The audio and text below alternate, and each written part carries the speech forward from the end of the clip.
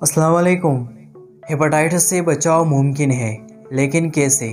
جانیے اس video میں۔ پاکستان کا شمار ان ممالک میں ہوتا ہے جہاں ہیپاٹائٹس کا مرض تیزی سے پھیل رہا ہے۔ 28 جولائی کو پوری دنیا میں ہیپاٹائٹس ڈے منایا جاتا ہے۔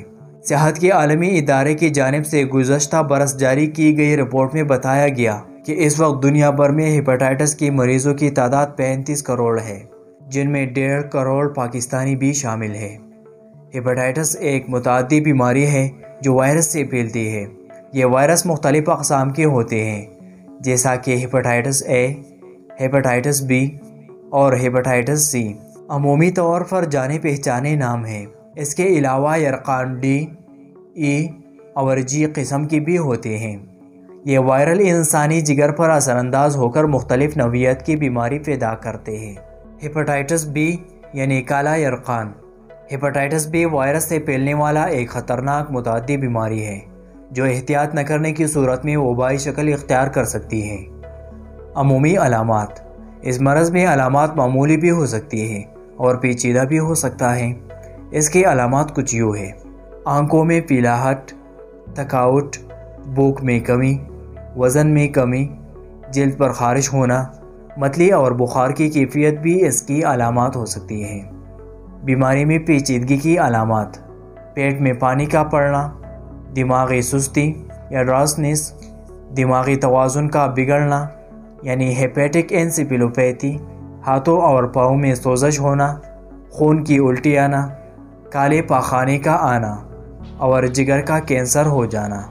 مرض پھیلنے کی وجوہات: حمل میں ماں سے بچے کو بیماری منتقل ہونا، متاثرہ سوئی، سیرنج، آلاتی جراحی کے استعمال سے، متاثرہ شخص کے بلڈ ڈونیشن سے، متاثرہ فرد کے زیر استعمال بلیڈ یا استرے سے شیو کرنے سے، متاثرہ شخص کے جسمانی رطوبت یا رحم سے رسنے والے مواد سے۔ تشخیص: جسم میں وائرس کی موجودگی اور بیماری کی نوعیت اور بیماری کی شدت جاننے کے لیے مختلف لیبارٹری ٹیسٹ موجود ہیں جو ماہر امراض کے مشورے سے کروانے چاہیے۔ کالے یرقان سے بچاؤ کے طریقے۔ کالے یرقان کی ویکسینز موجود ہیں جو بچوں کو پیدائش کے فوراً بعد لگنے والے حفاظتی ٹیکوں میں شامل ہیں۔ بچوں کو مکمل حفاظتی ٹیکے لگوائیں۔ علاج کے لیے ہمیشہ نئی سرنج استعمال کریں۔ شیو کے لیے نیا بلیڈ استعمال کریں۔ آپریشن کے لیے نئے اوزار یا وائرس سے پاک کیے گئے اوزار استعمال کریں۔ خون کے عطیے دینے سے پہلے ڈونر کا HBV ٹیسٹ ضرور کروائیں۔ خون لگواتے وقت صرف ٹیسٹ شدہ خون قبول کریں۔ کالے یرقان سے متاثرہ ماں کا بچہ پیدا ہوتے ہی اسے نوزائیدہ بچوں کے ڈاکٹر کو دکھائے تاکہ اسے HBV ویکسین ہو سکے اور ساتھ ہی ہیپاٹائٹس بی امیونوگلوبولین لگ سکے جو اس مرض سے حفاظت کا ایک مؤثر ذریعہ ہے۔ خواتین بیوٹی پارلر پر پیڈیکیور اور مینیکیور کے لیے نئے اوزار کا تقاضا کریں ورنہ یہ بناؤ سنگار کے ادارے کالا یرقان پھیلانے کا ذریعہ بن رہی ہے۔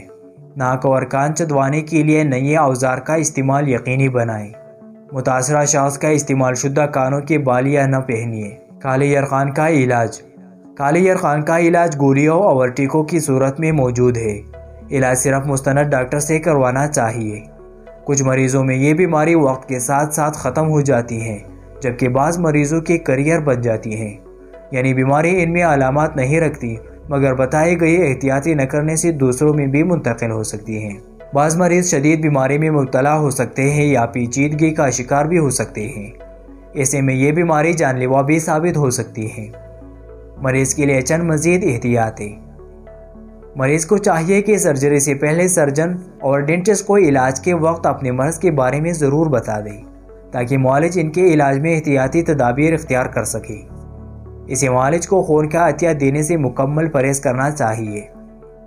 خون کے ٹیسٹ کرواتے ہوئے لیبارٹری ٹیکنیشین کو ضرور بتائیں تاکہ وہ خون کے سیمپل احتیاط سے لے اور سرنج احتیاط سے تلف کر دیں۔